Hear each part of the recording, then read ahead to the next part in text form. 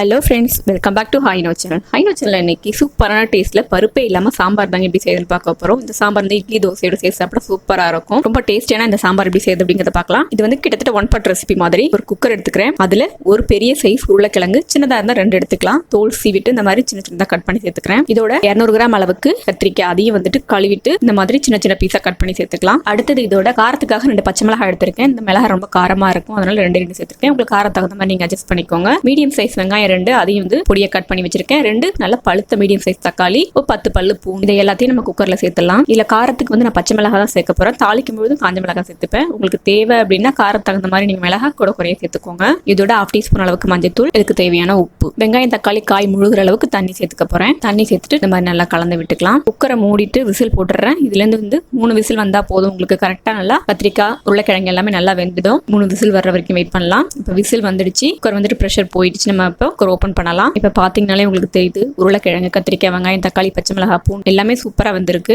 இப்போ நம்ம அந்த சூட்லேயே வந்துட்டு நல்லா ஒரு ஸ்மாஷரில் மத்து வச்சு நல்லா மைய கடைஞ்சிக்க போறேன். நான் வந்துட்டு இந்த மாதிரி ஸ்மாஷர் வச்சு நல்லா மசிச்சு விட்டுக்க போறேன். உருளைக்கிழங்கு, கத்திரிக்காய், வெங்காயம், தக்காளி எல்லாமே வந்துட்டு நல்லா மசிஞ்சு போகணும். இந்த மாதிரி சூடா இருக்கும் போது செஞ்சோம் அப்படின்னா உங்களுக்கு ஈஸியா மசிஞ்சிடும். ரொம்ப வந்துட்டு கஷ்டப்படணும்னு தேவையில்லை. இப்போ நான் பாருங்க நல்லா மசிச்சு விட்டுருக்கேன். இந்த அளவுக்கு இருக்கணும். இப்போ வானல் ஒன்று சுடு பண்ணிக்கிறேன். வானல் சூடானதுக்கு அப்புறமா 1 டேபிள் ஸ்பூன் அளவுக்கு எண்ணெய் சேர்த்துக்கிறேன். எண்ணெய் நல்லா சூடாகட்டும். எண்ணெய் சூடானதுக்கு அப்புறமா 1/2 டீஸ்பூன் அளவுக்கு கடுகு, 1/4 டீஸ்பூன் பெருஞ்சீரகம், இது 2 நல்லா எண்ணெயில பொரிட்டோம். இதுல நான் வந்துட்டு ஒரே ஒரு காஞ்ச மிளகாய் கிள்ளி சேர்த்துக்கிறேன்.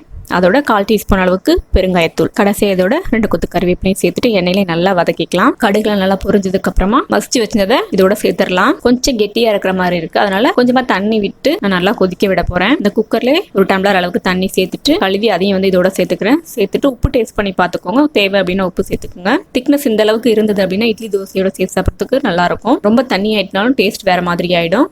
இதை நம்ம ஒரு 2 நிமிஷத்துக்கு நல்லா ஹை ஃப்ளேமில் கொதிக்க விட்டோம் அப்படின்னா சூப்பராக ரெடி ஆகிடும். இப்பயும் செய்கிற பருப்பு சாம்பார், தேங்காய் சட்னி, கார சட்னி இல்லாமல் இந்த மாதிரி பருப்பே இல்லாமல் கத்திரிக்காய் உருளைக்கிழங்குல செஞ்சு பாருங்க. அதில் தான் செஞ்சோமா அப்படிங்கிற ஒரு டவுட்டில் சூப்பராக இருக்கும். இட்லி தோசைக்கு ரொம்பவே நல்லா இருக்கும். கண்டிப்பாக ட்ரை பண்ணி பாருங்க. இப்போ நல்லா கொதிச்சிருச்சு. ஸ்டவ் ஆஃப் பண்ணிட்டு பொடியாக நறுக்கின கொத்தமல்லி தழையை தூக்கிட்டோம் அப்படின்னா நம்மளுடைய சாம்பார் ரெடி ஆகிடும்.